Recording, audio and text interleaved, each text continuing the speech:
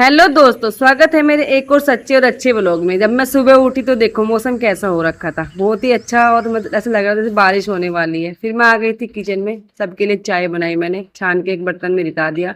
सबको चाय देने के बाद फिर मैंने भाई अपने लिए कर लिया था दूध गर्म। मैंने फिर इत्मीनान से आराम से बैठ के दूध पिया। ईवा भी सोई हुई थी, रीवू उठ गई थी। मैंने रीवू को बोला जाओ दीदी को उठा दो, तो वो भी जाके उनके पास लेट गई। ईवा के पापा भाई तोड़ रहे हैं बाहर का फर्श।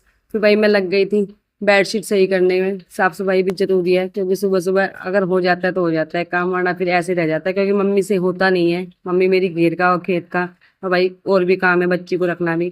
फिर भाई दोनों बहनें लड़ने लग गई। फिर मैंने भाई किचन में किए बर्तन साफ। यूं कहते हैं कि अगर दो बच्चे घर में हो जाते तो दोनों एक दूसरे के साथ खेल लेते हैं, पर हमारे यहाँ ऐसा नहीं होता। दोनों ऐसे लड़ती है, कभी कभी दिखाती है कितना प्यार है, और कभी कभी इतना लड़ती है कि पूछो मत। फिर मैं लग गई थी झाड़ू लगाने के लिए, और मैं पूरी कोशिश करती हूँ कि ऑफिस जाने से पहले सारा घर का काम खत्म कर दूं। फिर भाई मैं हो गई थी नहा धो के तैयार ऑफिस जाने के लिए। जब मैं तैयार हो जाती हूँ तो रीवू को पता लग जाता है कि मम्मी अब ऑफिस जाएंगी, और वो मेरी गोद में से बिल्कुल नहीं उतरती और मेरे साथ खेलना शुरू कर देती है। मुझे सिर पर चुन्नी रखना बिल्कुल भी पसंद नहीं है, बहुत ज्यादा इरिटेशन होती है, पर क्या करें, अगर गाँव की बहू हूँ तो मैं भाई सिर पर चुन्नी तो रखनी ही पड़ेगी, वरना सासू माता के लात पोसे पड़ेंगे। अगर आप लोगों को मेरा ब्लॉग पसंद आया हो तो लाइक शेयर सब्सक्राइब कर देना।